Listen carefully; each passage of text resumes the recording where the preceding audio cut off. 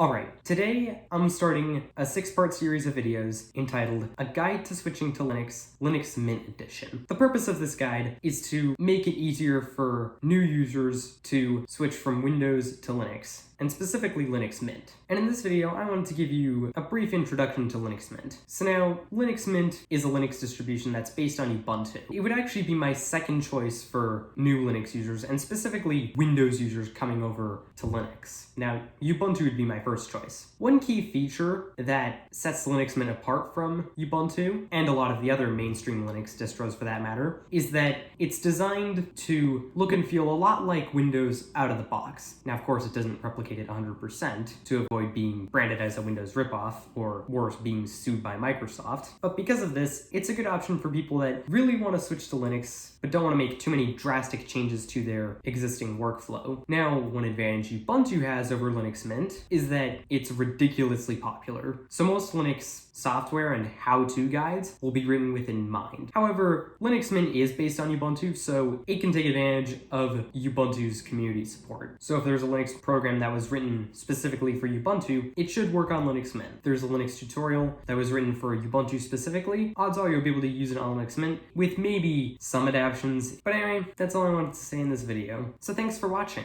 If you liked this video, found it was helpful and informative, hit the like button, share this video with your friends, subscribe to the channel, and leave a comment. And in my next video, I'll be going over installing Linux Mint, in particular on a dual boot with Windows, so stay tuned for that video.